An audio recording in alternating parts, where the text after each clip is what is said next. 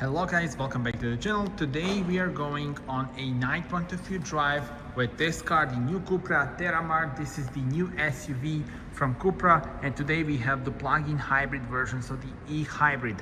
Now let's do a quick walk around and let me show you the car from close. Here on the front you can see very pronounced grille, CUPRA badge, and the beautiful LEDs, and then also the puddle light CUPRA logo on the sides. The car is sitting on the 20-inch wheels, giving it really nice muscular appearance on the road. And now from the rear, look at this. I will lock it and then unlock it so that you can see the lighting animation. So let's do this. Look at the logo, which will illuminate first, and then we have the gorgeous lighting signature welcome lights. Let me also show you the trunk space. There we go. You also have some additional room here. There we go.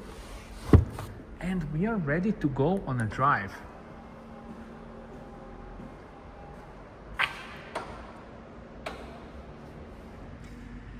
Glacial white is the name of the color, and now let's step inside. You can see here the CUPRA puddle light, the logo, and then look at this magnificent interior. Look at those gorgeous ambient lights, and then the seats. CUPRA logo is here. And yeah, now let's see it from driver's perspective.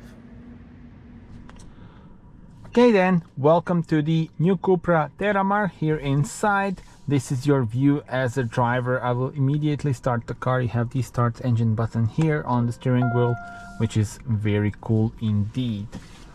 Car comes to life and we are ready to go on a nice relaxed drive. Here is the gear selector, put it to drive. This is, by the way, very good solution in my opinion. I'm really used to this, so the gear selector being here, and you will definitely get used to it quickly. And of course then you have more room here in the center. Now let's start our drive. And the new CUPRA TERRAMAR is available with various engines, 5 engines across 3 technologies. And here we have the plug-in hybrid. So this is the plug-in hybrid with 204 horsepower of combined system output. It combines the 1.5 liter petrol unit, 150 horsepower, and electric motor. It's also got 19.7 kilowatt hour battery, which means we have over 100 kilometers of all electric range. So around 118 kilometers on just electric power can be done. So if you have a charger at your home, for example, or at work, you will have, I mean, this is definitely a wise choice then. Speaking about choices, there are really a lot of them because, again, 5 powertrains, 3 technologies, petrol mild hybrid, then you have the petrol versions and 2 plug-in hybrids. So you can also go for the plug-in hybrid with 272 horsepower. And yeah, those are the options. I already tested the 1.5 liter mild hybrid petrol, 150 horsepower version, so you can watch that video already on my channel. And as you can see, the garage is pretty big, right? So we are now going towards the ramp, towards the exit. And here it is.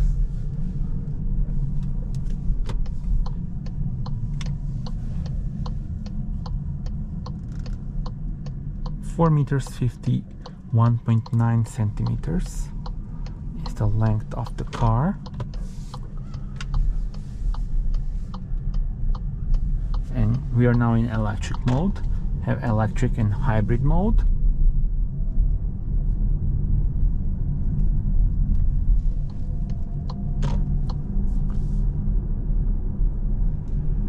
And the layout in front of us, digital cockpit, 3-spoke steering wheel with the flat bottom. That feels very nice.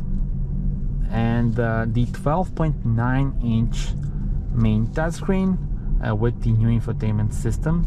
That is really good, really you get used to it quickly, and it's also fast and intuitive.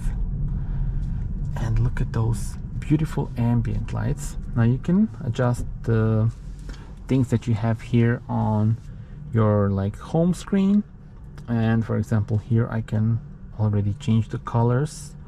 On this screen you have of course the separate you know, screen, just I mean separate thing here just for the lighting.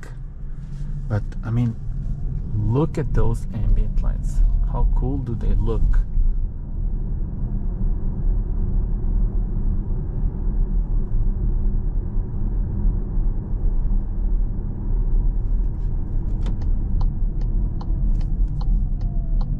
So we can play with this.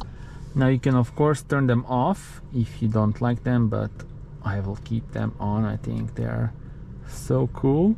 You can also set them to drive profile. Speaking about the driving profiles, you can change them here. So now you see that the lights are changing when we are changing the drive modes, and of course other things as well. So if we go here, currently we are in the individual mode, then comfort, and the performance.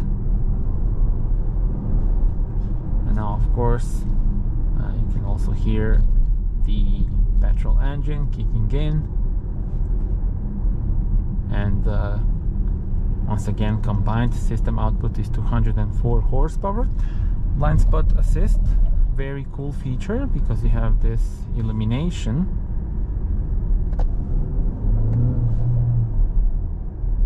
And also very nice pronounced sound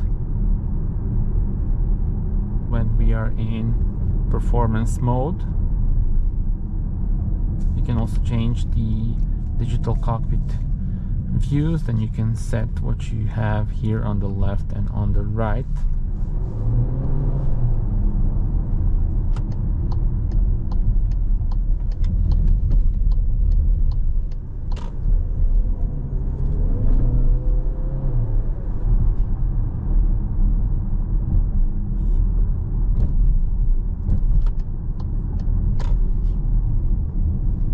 I will keep the performance mode now for some turns here.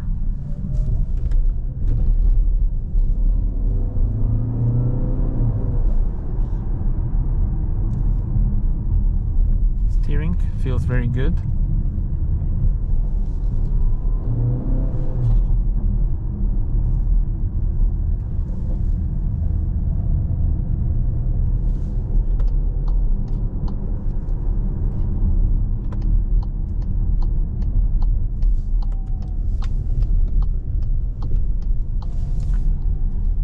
In the individual mode you can adjust a bunch of settings, so steering, engine, ACC, air conditioning.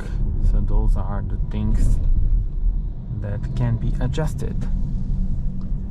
As you can see, a lot of construction works in Zagreb these days, so it's the end of August and hopefully this will be finished soon.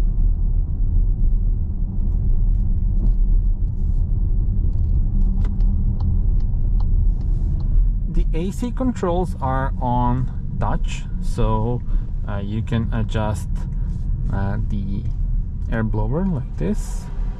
You also have some presets like for my hands or rapid cooling, stuff like that.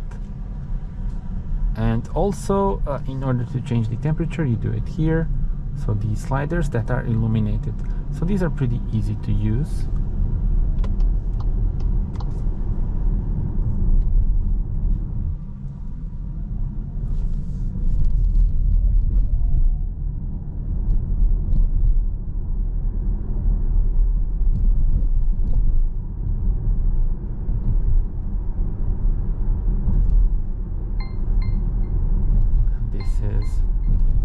Speed warning, of course, as soon as you go just a bit over the speed limit you have this beeping sound, but there is this shortcut, so it's easy to, you know, configure it out.